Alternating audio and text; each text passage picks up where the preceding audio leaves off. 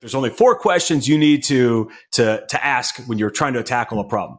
What is the problem? He says, writing out the problem, actually what the problem is, should take most of your time. What is the solution to that problem?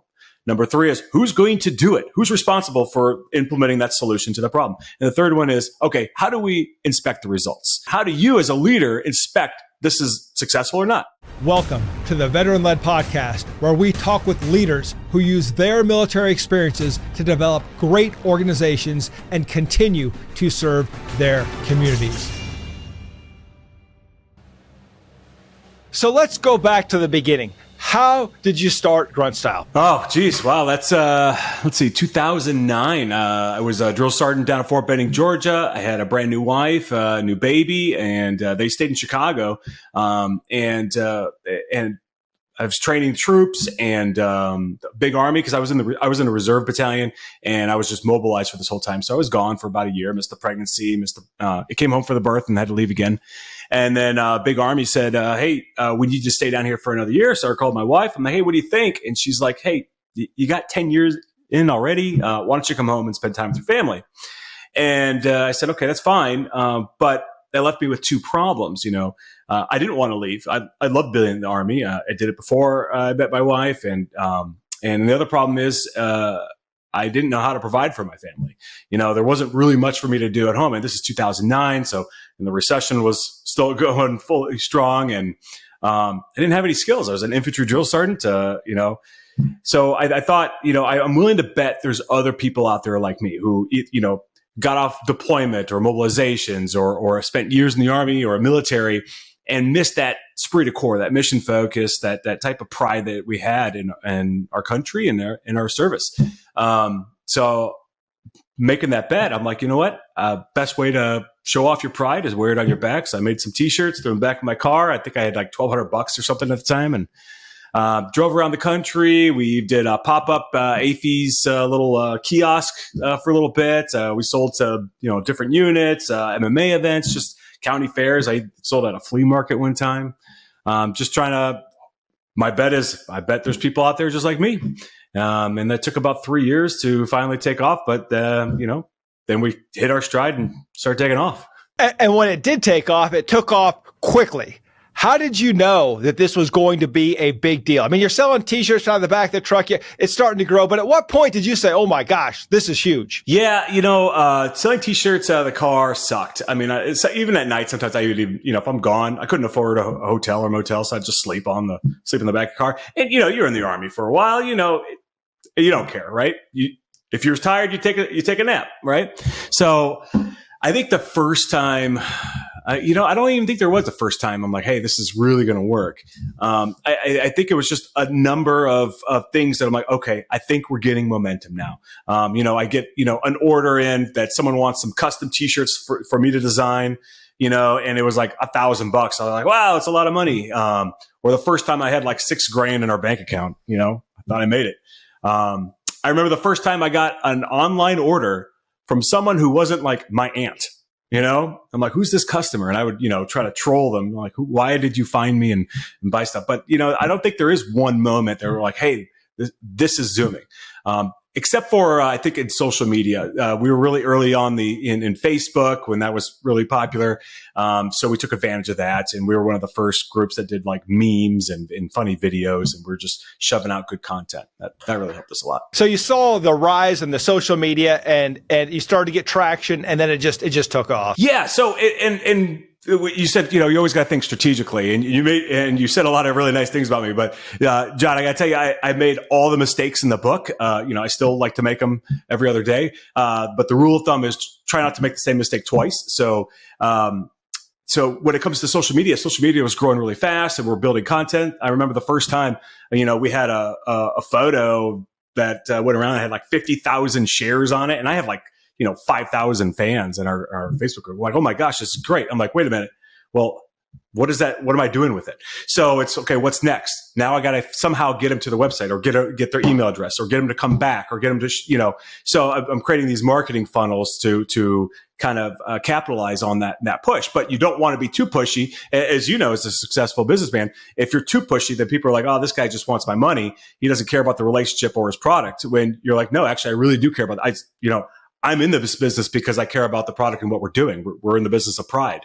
And you're in the business of, helping vets and helping others. And, if people really see that you're authentic about that, I think it does kind of come back to you through your customer service. And I tested your authenticity. First time you were in Nebraska, I'm thinking, this is a great, generous guy. Former personal trainer talking about being healthy. Remember day one, got you up 0-500. We hit the gym because I wanted to see, is this guy legit? Is he really what he says he is? And in fact, he was. And we had a great conversation that I think once you start to taste success, this is the dangerous road that you go down. And you told me, you said, look, John, I'm healthy now. I don't drink anymore. I don't do all these things because I put on 50 pounds when I was on the road. And, that was a good warning. I didn't heed it too well. And I had to get my act together, but I never stopped, with the workouts. But, I remember we were at the steakhouse and I'm just stuffing my face and you're very disciplined. And I'm like, what's going on? And, but no, like I said, eat healthy, live healthy workout. So I was like, okay, this guy's the real deal. And then as, introduced you to my team and you brought in a lot of great insights. And one of the things I learned, is that some things that work for some people or some businesses don't work for others. And we talked about this. You can remember I got all those billboards that right around COVID, and you're like, oh, I had a billboard once. It was the dumbest thing I ever did. Threw up a billboard, no ROI. But, learning from you and talking to you and talking to other people, I learned that if you're going to have one billboard, you get nothing. The key is to get like 30 or 40 of them. And that's what I did. And you helped me design those. And that's where we went into the real Seth Godin part of it, where I said, Daniel, I want people to actually talk about these billboards. And said, well, then let's make them jacked up. And so we intentionally jacked up the billboards so people would talk about how bad they were. And, not like we had like words that were cut off and stuff like that, it was, and so people were like, well, they screwed up your billboard. The people saw them and then they were talking, right? Because good marketing gets people to notice. Great marketing gets people to stare. But when you can get people to talk about your marketing, you've won. And like I said, so thank you for that strategic advice that I'm glad I followed, because in the beginning, I'm like, no, this will make me look bad, make me look stupid. And you're like, no. People will talk about this. And they did. So home run there. And I still have a lot of them. I still have more. I have more today than I did then. Oh, that's even better. Like, it was great because I'm like, oh, billboards are stupid. I hate them. But just like in the Army, right? I may not agree with my leader at the time, but if they said, hey, this is what I want, guess what? I better go all in and better make it happen. And I better make it happen better than what my leader expects. And that, that was a fun project to work on. Well, and the one thing I really enjoyed about working with you and being with you was a lot of times when we get into business and we're learning and we talk to coaches and consultants and charlatans who tell us how things should be done. But when you and I work together, it was shoulder to shoulder. Like, hey, how can I help you? And you weren't afraid to get dirty, right? To get in the mud, just like an infantry soldier, start low crawling, push your face, keep your butt down, and just get the work done. Move, take the terrain, take it slowly, take it methodically. And that's something I really admired, is that work ethic. Even when you were highly successful, that work ethic never left you. And I got to ask you, does it ever leave? Do you ever get to the point where you wake up in the morning and you're not motivated? Yeah, but don't you think that's just a challenge to see if you can still do it? Well, I'm always motivated, right? Every day I wake up and I'm like, all right, man, what ground are we going to take today? But I think that having a team see that, I think, is the most, as the leader. If the team doesn't see you motivated, they're not motivated. And that's my next question for you. When I went to see you, your team was highly motivated. The Grunt Style employees, they believed in the mission, they believed in the leaders, and they seemed to come to work with a smile on their face, determined to get a lot of stuff done. How did you do that as a civilian leader? We know how we do it in the military, right?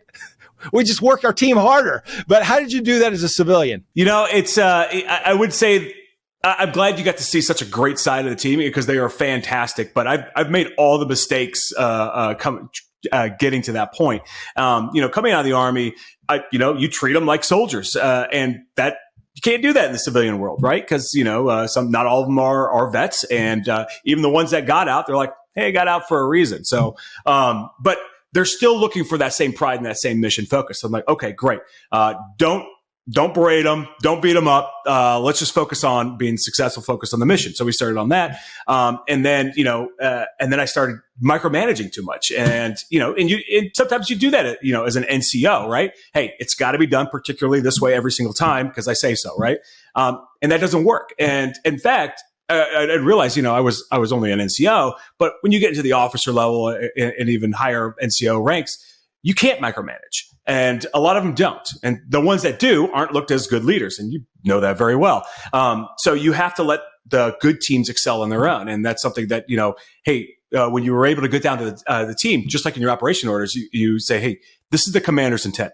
You will be successful if this is accomplished like this. Here's everything that I think should be done to get there. But really, it's up to you. I want X by Y. I want this done by this time. All quantitative. Go make it happen. And you empower those leaders and they'll impress you. I worked with, I think I get a lot of the credit for building a successful company. And sure, I had a lot to do with the strategy and the motivation and pushing people to work harder. But really, I only have 2 arms and 2 hands. The teams were able to accomplish all that. They're the ones who worked their butts off. And I couldn't be prouder to stand next to so many of them, working long nights or early mornings just to get things out on time, things done, to do things in a new way, creatively, or just straight up hard work. It was a lot of fun. Now, a lot of people in your position would say, well, I'm a veteran. I was a drill sergeant, I had a successful career. I don't want to do all the goofy, silly stuff on social media.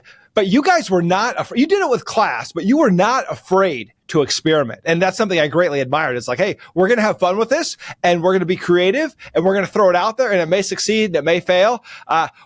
Where does that courage come from? Because it's one thing to say, I'm going to lead soldiers, right? We're on a deployment, but it's quite another to say, I'm going to throw my reputation out there and everything I've built. And, it might not work out and people may trash it.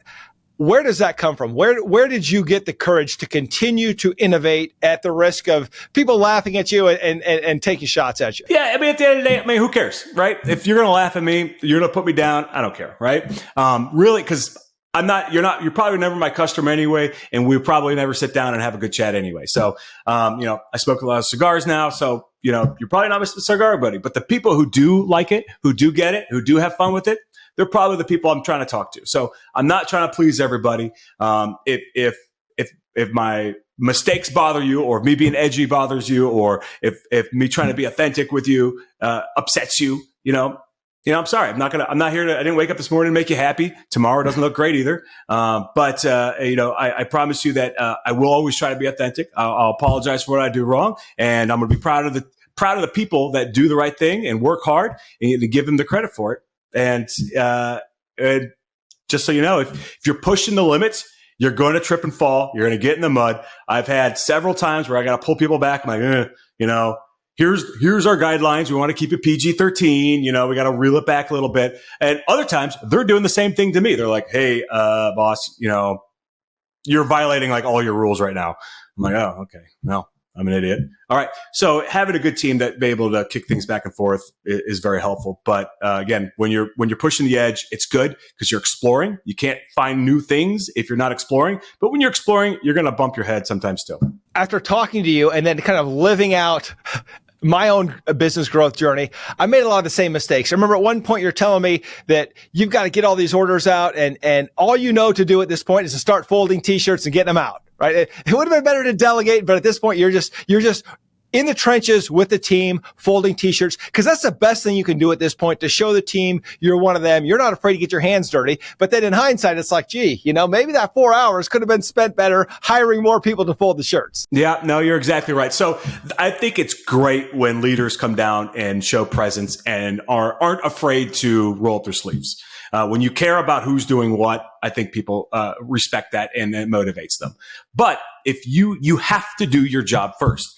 Do you have the right people? Do you have the right strategy in place? Are the people getting the results you want? If so, then go out there and give some high fives. If not, go do your job instead of inspecting other people's jobs. Yeah, and the one thing I love about military leaders, especially the drill sergeants, I take you back to when I was a cadet, and the drill sergeant was, we were at Fort Knox, Kentucky. It was some ROTC type program. And I mean, we're just every day the drill sergeants are beating us up. But then at the end of the program, right, they tell us, hey, you're ready to be officers. And that was, that meant a lot because they were so hard on us. And I think, in society, especially in business, people are afraid to tell us to our face when we're not performing. And as leaders are afraid to tell their teams you're not performing. And instead, they just talk trash behind their backs. But one thing I've noticed about you is you're always very straightforward. Like, hey, if the team needs to hear that they're not meeting the standard, then you as the leader tell them. It's really simple. You just tell them. Yeah, absolutely. And you want to surround yourself with people who are willing to do the same thing for you, even as their leader. If they could pull you aside and say, listen, you're messing up here, or I've got a problem with this, then you have the right people around you. If you got people who are just, talking behind your back and talking about their leaders or each other, that's a cancer in your organization. So you're exactly right. And I think, I was listening to one of your podcasts because you do a great job with these, by the way. I'm very impressed. You had, I think it was your master sergeant that said, attrition is the mission. Right. Is that, yes. Oh, man, I love that. I mean, that was spot on. That reminded me of this, Socrates quote. I think it's Socrates. It's 10 men wisely led is better than 100 without a head. And it's, I'd rather have a few dedicated that have the right attitude to win than just a massive amount of people. Because you can do more with the few who want to win. Absolutely. And yeah, that was Master Sergeant Mark Sheehan. And the other thing that I learned from him and from other NCOs is if you are the commander, there's a difference between people talking trash about the organization and the negative gossip and the people that make fun of you. If you're the commander, you're a caricature. And if you're the leader of the organization, when the team makes fun of you, it's actually a good thing. You maybe as a drill sergeant, you disagree. I mean, I'm not hard to make fun of, so could have at it. But I do think there's some camaraderie there. So it's important that, we let our teams complain. I mean, at the end of the day, they tell us when I was a young officer, if your soldiers aren't complaining, there's something wrong. Or if your soldiers are not bringing their problems to you anymore, you're not a leader. And so I do think that, it may all seem like complaining, but the reality is that's part of building the team. It's part of listening and getting that feedback loop moving so that it becomes part of your flywheel and you can get even better. And so I've seen you do that. And you told me once, you said, and I've heard this since that many times, but you said, look, in business, if you have enough money and you have a problem, you don't have a problem, so stop stressing out over it and just, pay the bill, pay the tax, and move on. And that was some valuable advice. Tell me a little bit about how you got linked up with a mentor when you first started growing your business. So the first mentor I found was he's an Army vet who served in 1952. I don't know, super old guy. His name was John Goldie, and I haven't talked to him in probably about 2 years.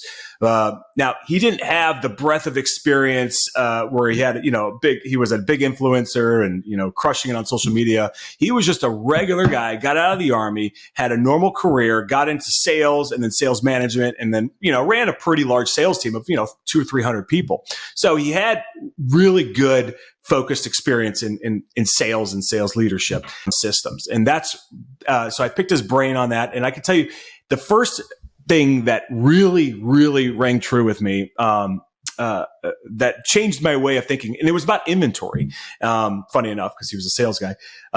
He said, inventory is evil. Your job as an owner is to turn your product over as fast as possible, but don't run out. And, that made me redo a lot of math just by changing the way I thought about what inventory is. Inventory to me is like, hey, I got a lot of stuff to sell. And he's like, no, you got dollars sitting on your shelf.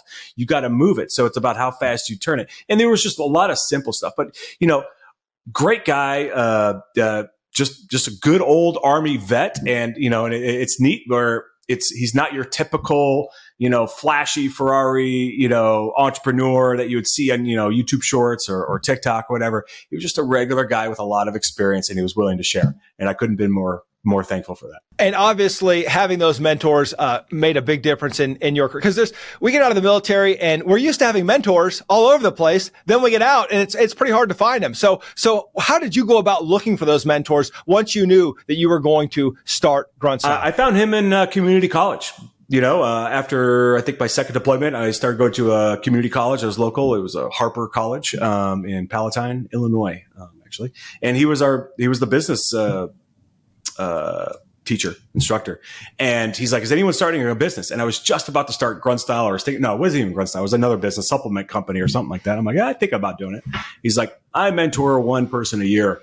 How about you? Since you're a vet, I'm an Army vet as well. I'm like, sure, great. So we met up once a week or so, and we worked together probably for 10 years. And I think you were in Vistage and some other programs as well, if I recall, that helped you gain that knowledge base. Yeah, absolutely. Vistage is good. And one thing you did tell me was that we were talking about consultants, and you seem to not have a very good view of consultants. No. So tell me, has your opinion changed, or is it the same?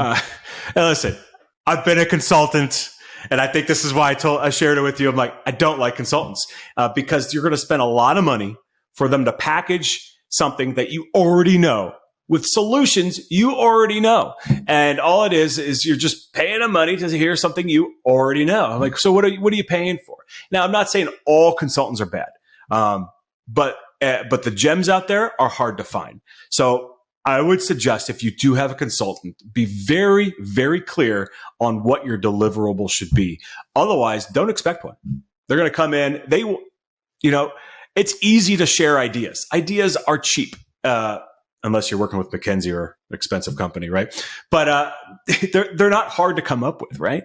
What you want in a consultant is someone with probably a network and someone with some deliverables that you can count on. Yeah, absolutely. You got to be upfront as to what your goals are. Why are you hiring the consultant, and what does success look like? And in fact, I can remember we worked on a project and we were whiteboarding it out, and I had my team in there and okay, look, there's two questions we got to answer here. Number one is, why are we doing this? Which is like, well, what do you mean? Why are we doing this? There's many reasons. You're like, no.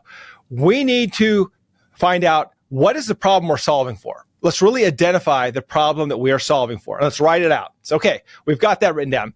Now, we're looking at all these courses of action. If we choose one, what or how will we be able to determine that we have achieved success? At what point in either, you said timeline or the amount of money we spend, will we say this is a go or no go? So you were very black and white about that. Tell me where that came from. That actually came from John Goldie, my mentor. He called it his Harvard business education. And he's like, there's only 4 questions you need to ask when you're trying to tackle a problem. What is the problem? He says, writing out the problem, actually what the problem is, should take most of your time. Number 2 is, what is the solution to that problem? Number 3 is, who's going to do it? Who's responsible for implementing that solution to the problem? And the third one is, okay, how do we inspect the results? So you got to define what the problem is. What are we really trying to solve here? What is the solution to that? Who's going to be in charge? And then how do you as a leader inspect this is successful or not?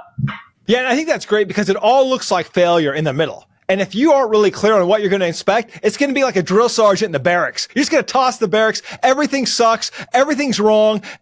And I have days like that. And I think about that. It really is like the drill sergeant's going to tear out the wall lockers, right? Dump the bunks. And that's, as a leader, you're doing that. And you may have achieved the success that you wanted to achieve when you put that program in place, but you're so dissatisfied. There's this constant dissatisfaction. Tell me, did you ever experience that? And how'd you really align yourself with that to say, yeah, this is what I expected? For me, that's always been a problem, right? I get there and I'm like, no, this still isn't good enough. Yeah, all the time. And that actually, that led into a lot of other problems that I started, because as soon as, we started disciplining ourselves, hey, we're making a lot of progress, things are going great, but I see so much meat left on the table, if you will, right? I'm like, well, yeah, we set out what we wanted to do, but there's so much more there that we could just go and let's work harder and go get it. It's right there, right? Because we're winning already. And that led into problems. So, for example, if I said, hey, our goal this year is to do X in revenue and with X in profit, right? And by July or August or September, we know we're not just going to meet those numbers, we're going to crush those numbers. And I'm like, well, that means, the fire's hot, let's keep striking, let's strike harder. And you end up burning the team out. The team's tired because they feel like they won. You gave them a victory. You told them what to do. They delivered it above your expectations. And now you're asking them to do more. And that's just not fair.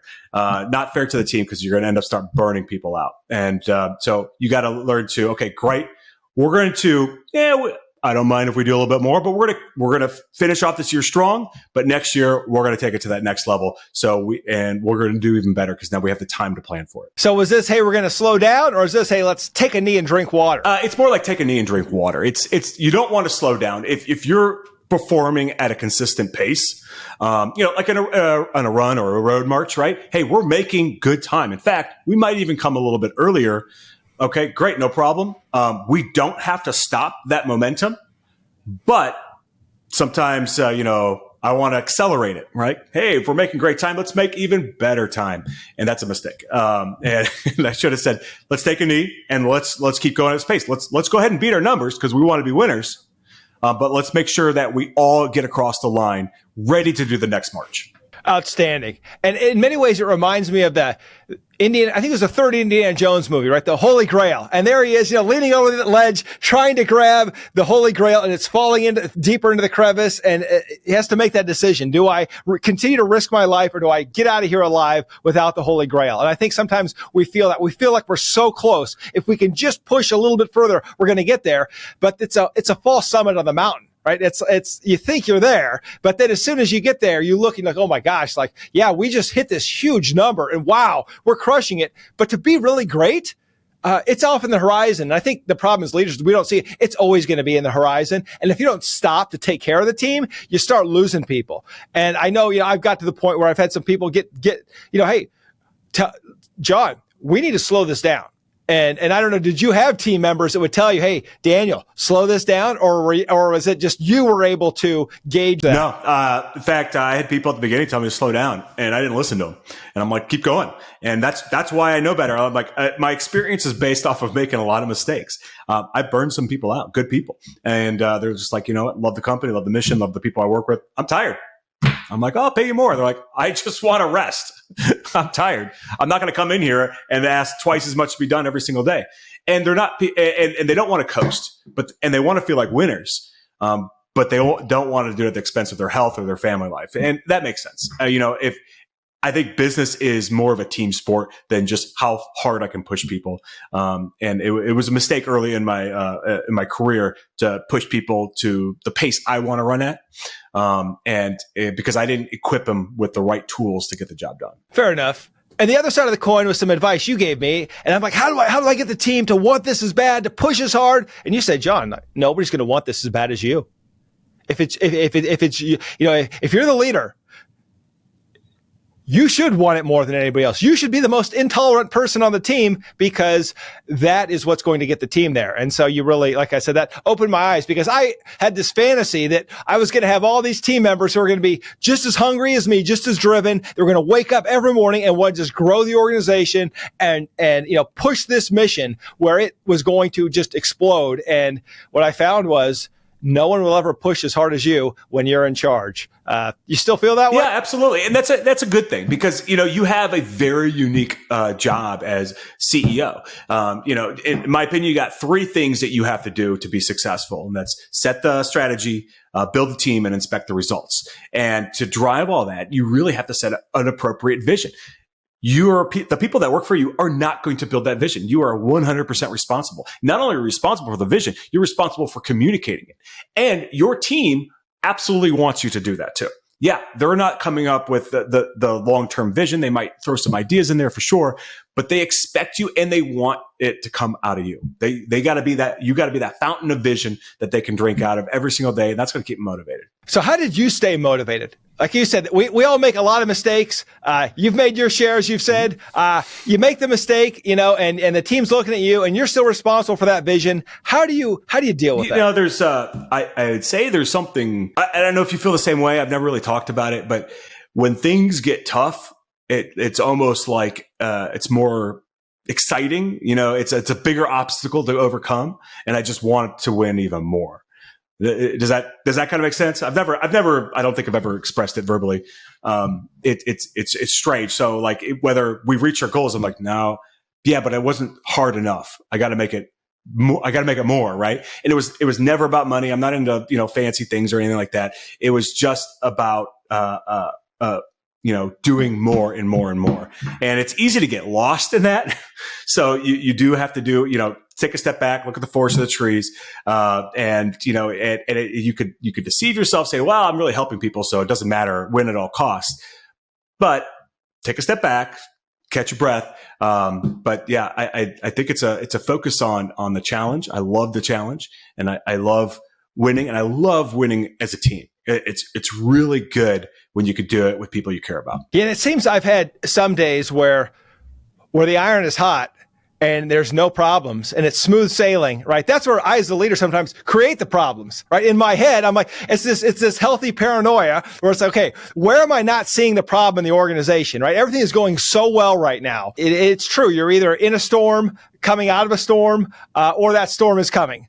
And it's going to come find you. And it's always like, okay, where's the next storm? And you don't see it and everything's running well. And then sometimes as a leader, we create the problem in the organization because we need a problem to solve. Yeah, it's like when you're working out, right? If you walked away from a workout, you're like, oh, you know what? That wasn't that bad at all. Wait a minute.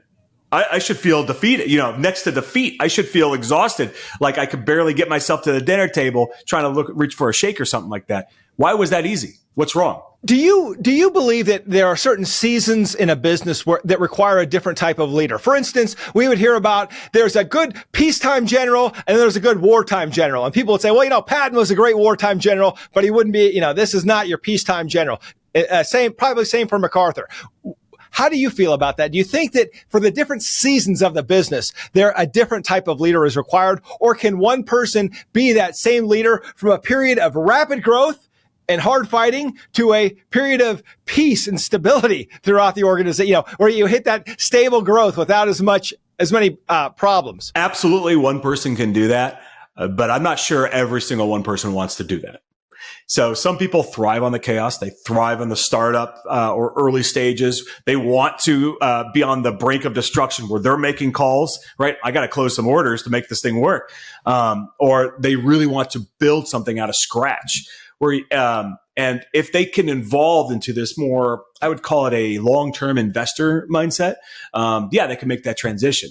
But I don't think most people who walk into a corporate lifestyle, like maybe with their MBA or whatnot, who haven't experienced early growth, will be able to transition. So I think entrepreneurs could probably make that transition and do all of it if they want to, because some of them don't want to.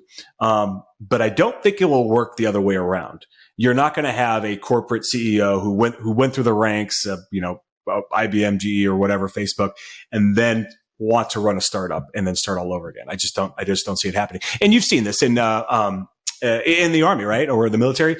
If you can't take a staff level, senior officer, right? Whether he's a light colonel or above, and then make him do actual physical work. Well, he doesn't have to, but he doesn't have that experience anymore.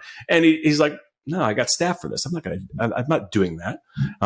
So it's a different breed. So yeah, you could do it going up, but I don't think you can go back down and do it. Well, and you remember my former COO Chad, and former cavalry officer, and he said, as he was on his way out the door, and it was a good news story. I don't know if we've talked since then, but he got hired as the CEO of a company about 3 times the size of ours. So he went from a staff position to a command position. So we did the exit interview, or after action review, if you will. And I said, okay, what do I need to really think about? What have you observed in me as a leader? And he's like, look, he says, you have to ask yourself, is this field grade work. He said, when I became a field grade officer, it was, I was doing things that I was constantly reminded of. No, that's what a captain should do. Your responsibilities are different. And of course, we want to say, no, I'm in the dirt with the troops. I don't want to be here at by the flagpole. I'm not one of the brass, but it seems that once those responsibilities change, some of us can adapt to it and just accept that, yes, our role has changed. And that means we can't do certain things that we did before. That doesn't mean you can't get in the trenches in full t-shirts from time to time, but you can't do it every day now. And if you did, it would be a disservice to the organization. So how did you handle that? As you at one point, if we go back through the growth of Grunt Style, I mean, at one point, your wife is the CFO, and then you replace her with an entire team, and you're growing the staff. All of a sudden, it's not Daniel Alarik is running Grunt Style. It's Daniel Alarik is running the staff. And how did that change your perspective? There was a lot about it I didn't like. There's parts of it I really did like. I liked the problem solving. I liked the strategic thinking, but I wasn't able to do some of the stuff I really liked. And it looked like I was solving staff problems. And it wasn't their fault or anything like that. We just didn't have the infrastructure. And that's when, like you just said, that I probably should have had, a little bit better or additional hires for some of that staffing experience that I just didn't have. Why would I have it? And when you go back to that progression, can an entrepreneur go from, 0 to infinity, basically, right?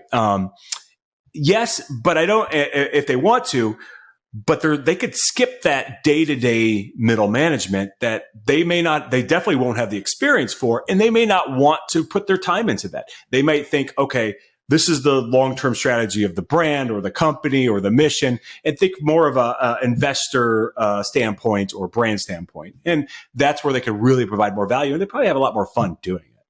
I think about why is Mark Zuckerberg so successful? The guy came out of college and he got $100 billion business or whatever like that, right?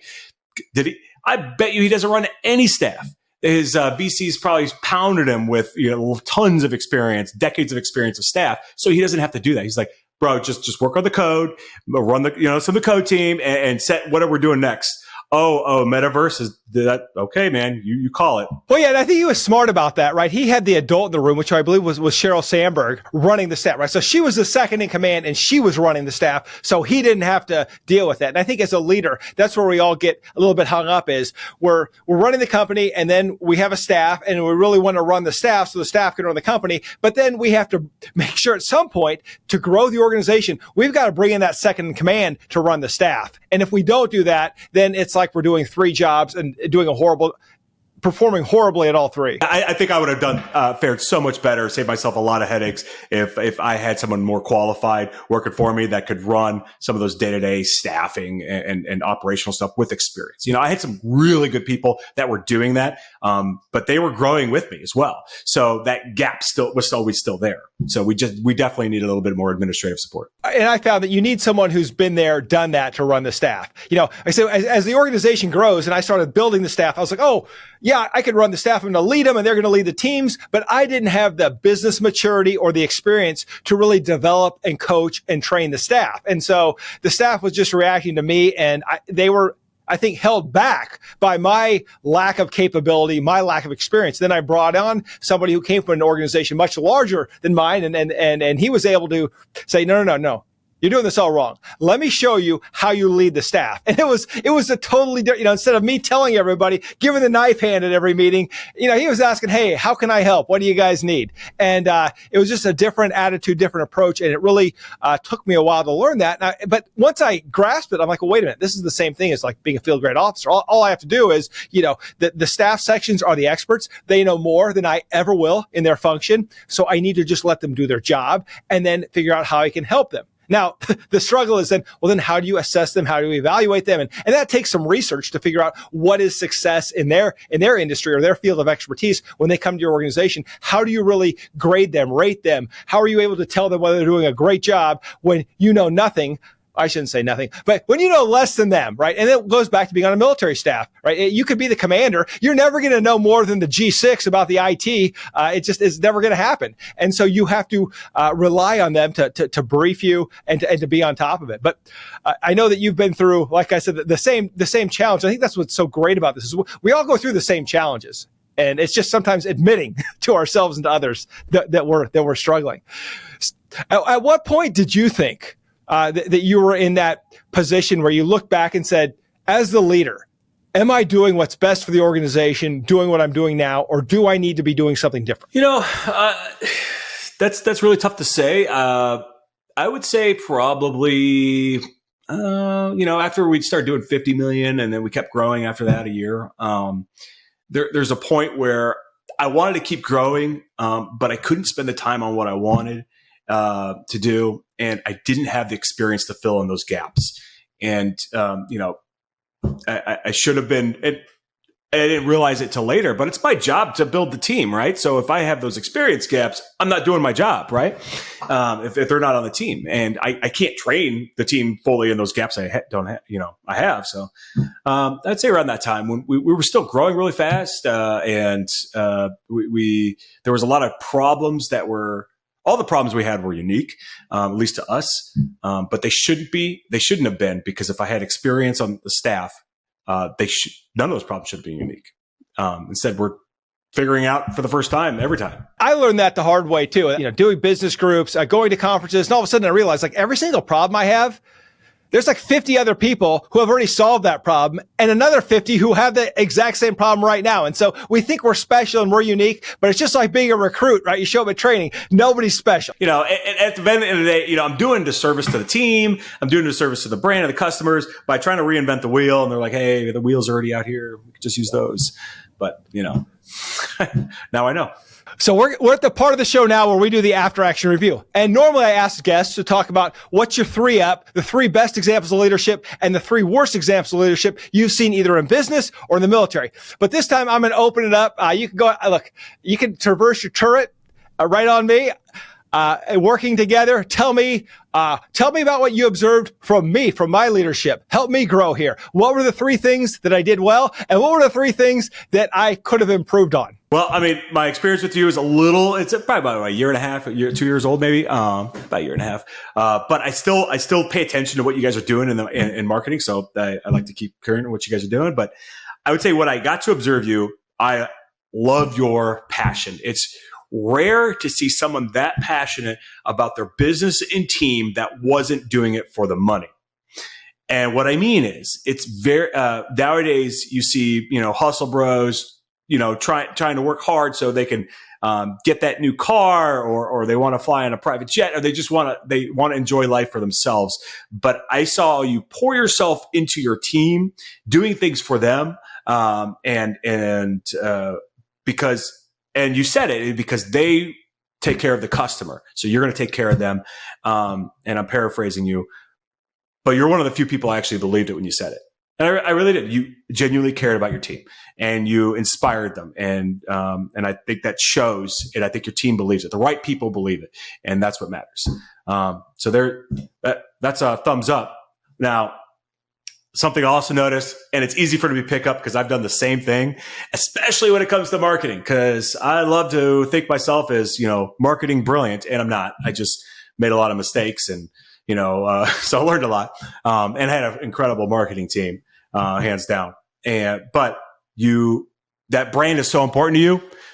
You micromanage them pretty heavily because it has to be exact. You have this idea in your head of how it needs to communicate to the customer because you know what they need to see, and your team better get it done like this. And you're not wrong, but you can't do it. That's the problem, right? Because you can only be one place at a time, and you're an excellent trial lawyer. What are you doing? You're doing like 3 jobs at the same time, and you're good at it, but you only got 24 hours in a day. So spread yourself too thin. I'm sure you've made I'm sure you're focusing now. But I see your marketing. It looks good. It's the best I've seen it, especially since I've left. So it looks great. And I don't know are you still doing trials? I am. I'm moving. Here's the deal. I am trying to move to the stage where I'm still doing them, but I show up for the key hearings. I am now more the coach. I want to come in as the heavyweight, the way my dad used to do it. Back in my dad's day, he would show up and he'd have his best lawyers work up the case, and then he'd have them pitch it to him, and then he'd come back and say, okay, here are all the problems. Now let's go into court and I am going to help you solve those problems. And so I've really evolved into, because if you think I was hard on the marketing team, you should have seen me with the trial lawyers, right? And so I have learned to. You have a reputation for writing, good writing with your attorneys as well. Yeah, well, yeah. Here's the thing, right? I actually got the highest grade for in advanced legal writing in law school, and it took me a lot of work to get there. But the reality was, it was because I put in the time. It wasn't because I'm a talented writer, and while I do not have as much time to write as I would like to, I know what bad writing looks like. And when I see bad writing, I have a visceral reaction. I mean, it's like I see red. I want to, this is like, someone's getting like, I wish I was back in the military and we could start smoking people, right? You do push-ups and flutter kicks until we can solve this grammatical problem. Yeah. Or tear stuff up. Yeah. But, no, I mean, I think that's one of the challenges though. We have, just like you, have many skills, that I want to continue to develop, and I can't do it all. And I do struggle with that. And yeah, you're right. I think I have turned the corner where I am more of a coach now. Oh, but I still love to get into court. I still love to try the cases, cross-examine the witnesses, work the strategy with my team. And when we win, there's just no better feeling than changing a life for a client. And to me, that's what it's all about. Because on one hand, I can build my team and my team gets to feel the win, but the client's life is forever changed. And for me, that's it. You certainly, I got the pleasure to see some of your work, and you're pretty talented. It's fantastic to watch. Well, thank you. But this isn't about me. This is about you. So let me ask you this question. Now that you're investing in companies, what do you look for? Pretty easy. You got to be able to beat handily the S&P 500. That's it. I mean, if I'm looking at an investment opportunity and I'm like, all right, that's the first thing, right? Otherwise, you're disqualified. There's no investment because I'm not investing. I'm just throwing money away, right? Or gambling. So can you beat the S&P 500 in 10 years? Otherwise, I'll just throw the money in the S&P, right? But after that, you really want to look at the right people and the right plan. Does the plan hash out for 10 years? Is this a great right now plan? Does the plan make sense in 10 years? Is it stable? Does it require a lot of activity? And the third criteria I look for, if they're not working out, do I have enough know-how and time to help fix it? Because if I don't, I shouldn't be spending money in there. So you are not completely hands-off. You're a little bit hands-on, coaching, mentoring. Yeah, I don't want to be hands-on, but if I have to, I better make sure I know what I'm talking about. So, I mean, if I'm getting involved in a restaurant, I wouldn't, because all I know about food is how to eat it, obviously. But so I really don't have too much sense in there. I could read a P&L, I could read the balance sheet, I could see, what the forecast might be, but outside of that, I really don't have much to offer that type of business. Well, knowing that you have the same disease I have, where when you see a problem, you want to fix it. You have to fix it. It's in your DNA. It's in your blood. How do you then, as an investor, not jump into everything? How are you able to pull yourself back and only jump in when needed to help? I say no almost every time. And it's hard because someone brings you an idea or you see an opportunity, you see a sign, and you're like, the numbers start going in your head. You're like, oh my gosh, yeah, I can make that work. And you know what? You probably could, but you can't make all this work, right? You're either, you need to be a laser, not a shotgun, because you're gonna be able to go much, much deeper. So I break my day up. If I have time in my day to contribute to that effort, then I might be able to look into it. But if it's going to involve too much time, it's really more of a time thing than anything else. Our most valuable asset is our time. And for you, the way you've spent your time has been a great, great model, because you're a visionary. What most people don't know is in 2020, you were talking about AI projects. Now it's cool to talk about AI, but back then, AI was around and people were using it, but you were getting deep into it. And I know that that's still a passion of yours today. Where do you think, let me ask you this. Have you seen, you were in before the AI explosion. What do you think? Is it overhyped now, or is this the right amount of hype that we're seeing in the markets and from other industries that seem to all think that AI is the future, and without AI, everything dies? AI is definitely the future. There's a lot of hype behind it right now. And if you don't believe me, look at any AI stock, including, OpenAI, which is not a stock, but they're not making money. Now, incredibly cool technology is coming out, especially since ChatGPT launched, about a year ago. Really cool stuff coming out of large language models, but they're not monetizing fast enough because it's too early on. So think about it. If these are the automobile industry, it's pre-Model T. Right before Model T. The Model T is coming around the corner. Hopefully I'm working on it, but there's going to be a Model T in the next few years, which is going to be able to have the right tool for the right price to solve the right problems. And we have cool tools that are solving problems, but they're not doing it efficient enough to make money. So we're kind of at the point where I can remember Amazon stock, right? It was going through the roof and the analysts like, well, wait a minute, there's no profit here. Like this is hollow. And obviously it eventually took off. Do you see that same trajectory? I think it's a little bit different because Amazon had the model already done. And for AI right now, they don't have it quite yet. They have it kind of there, but it's not solving the right problems yet effectively as possible for the right amount of price. So you could use ChatGPT, and it's a great ChatGPT is what humans sound like. If you don't know what they're saying, is kind of what it's doing. And it's great for easy stuff, but it's not really solving complex problems. And it can be used for a good tool, but it's so expensive to run these models. It's not efficient yet. And it's not the AI which you think of Skynet, Terminator, or something cool that can actually solve new problems. Well, thanks so much for your insight on that. And Daniel, thank you so much for being on the show. You've been very kind with your time. As always, you're a leader who wants to build other leaders. And I appreciate all the time that we've spent together and your willingness to continue to mentor me, give me advice, and even check in from time to time and say, hey, this looks pretty good. You haven't yet sent me the one I'm looking for. Just, this is crap. Stop doing it. But I've appreciated your support throughout the years. Thank you so much for being on Veteran Led. Anything you want to say to the veteran community? Yeah, rely on each other. I mean, you guys got each other.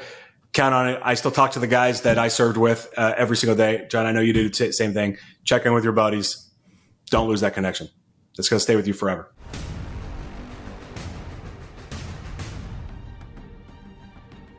Thank you for joining us today on Veteran Led, where we pursue our mission of promoting veteran leadership in business, strengthening the veteran community, and getting veterans all of the benefits that they earn. If you know a leader who should be on the Veteran Led podcast, report to our online community by searching @Veteran Led on your favorite social channels and posting in the comments. We want to hear how your military challenges prepared you to lead your industry or community, and we will let the world know. And of course, hit subscribe and join me next time on Veteran Led.